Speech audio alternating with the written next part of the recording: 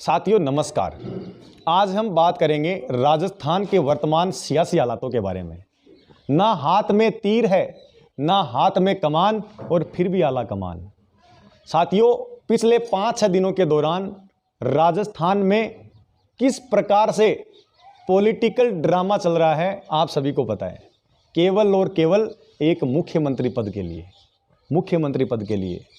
साथियों, जैसे ही राहुल गांधी ने अशोक गहलोत जी को राष्ट्रीय अध्यक्ष पद के लिए चुनाव लड़ने के लिए कहा तो उनको मना नहीं कर सके और वो अपनी मुख्यमंत्री की सीट भी नहीं छोड़ना चाहते थे, इसलिए उनको हां कर दी और नामांकन भी उनको भरना था। लेकिन राजस्थान में पॉलिटिकल ड्रामे की शुरुआत हो जाती है। इस बात का पता उनको 20 सितंबर से पहले ही लग चुका था। साथियों, आप खुद देख लीजिए, मैं आपको बता देता हूं कि 20 सितंबर के दिन राजस्थान की विधानसभा में एक ऐसा बिल लाया जाता है कि उस बिल में अपने विधायकों और पूर्व विधायकों को भी फ्री में रेवड़ियां बांटी जाती है। फ्री में रेवड़ियों से आप समझ ही रहे होंगे कि मैं आपको किस ओर इशारा कर रहा हूं। साथियों, विधायकों और पूर्व विधायकों को भी फ्री विदेश यात्रा, जिसमें पूर्व विधायक भी शामिल है। एकदम फ्री में आपको विदेश यात्रा दी जाएगी, इस बिल में घोषणा कर देते हैं श्रीमान मुख्यमंत्री अशोक गहलोत जी।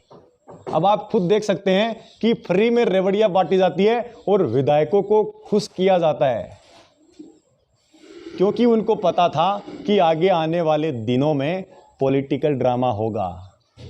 मैं आज खुलकर कहना चाहता हूं साथियों, राहुल गांधी और सोनिया गांधी जी को मना नहीं कर सके चुनाव लड़ने के लिए और यहां से अपने ही कुछ मंत्रियों के माध्यम से पॉलिटिकल ड्रामे की शुरुआत करवा देते हैं।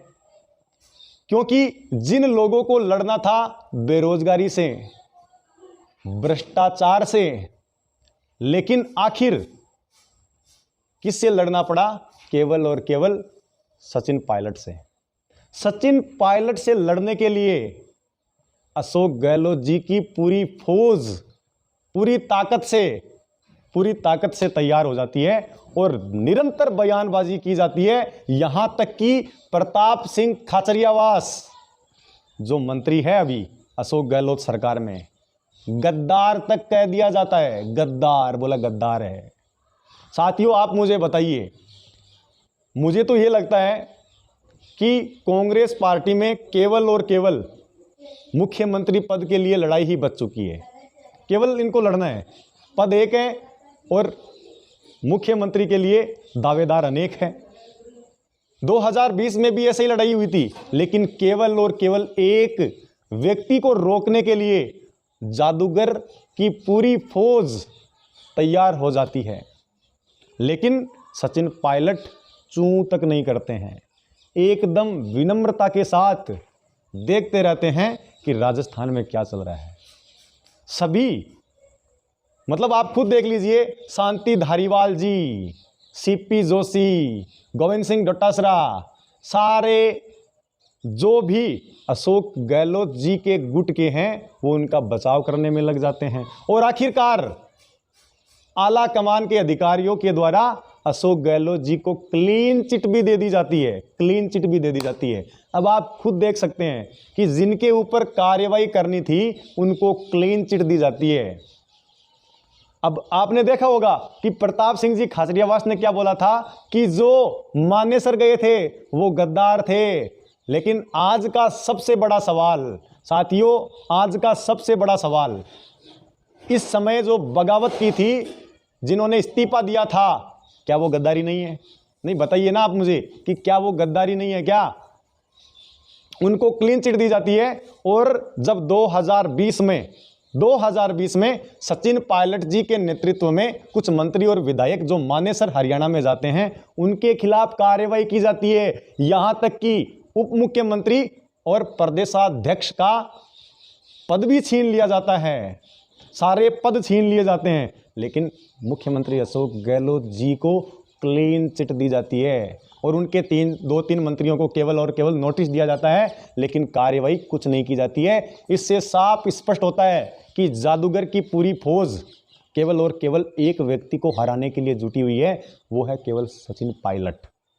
साथियों, जिनको लड़ाई करनी थी बेरोजगारी से, जिनको प्रहार करना था भ्रष्टाचार पर, जिनको बात करनी थी शिक्षा पर, जिनको बात करनी थी स्वास्थ्य पर, लेकिन नहीं, केवल और केवल सचिन पायलट को रोकना है। केवल उनका यही मुद्दा है, यही लक्ष्य है। साथियों, क्या आप ऐसे लोगों को फिर से राजस्थान में वोट देंगे जो केवल और केवल अपने आला कमान के अधिकारियों को खुश करने में लगे हुए हैं? बेरोजगारों का कोई मतलब नहीं है, बात भी नहीं करेंगे। साथियों, अगर आपको मेरे ट्विटर अकाउंट के साथ जुड़ना है, आप जुड़ सकते हैं। लिंक आपको इसी वीडियो के डिस्क्रिप्शन बॉक्स में मिल जाएगा। और इसी तरह की खबरों के लिए मैं ऐसे ही सरकार को एक्सपोज करता रहूंगा, क्योंकि मुझे डर नहीं लगता है। सत्य के लिए अगर मुझे बोलना पड़ता है तो मैं बोलूंगा। और मैं आज खुलकर बोलना चाहता हूं कि अगर राजस्थान में कांग्रेस में अगर सीएम पद का दावेदार है तो वो है सचिन पायलट, लेकिन उनको रोकने के लिए जादूगर की पूरी फौज तैयार है।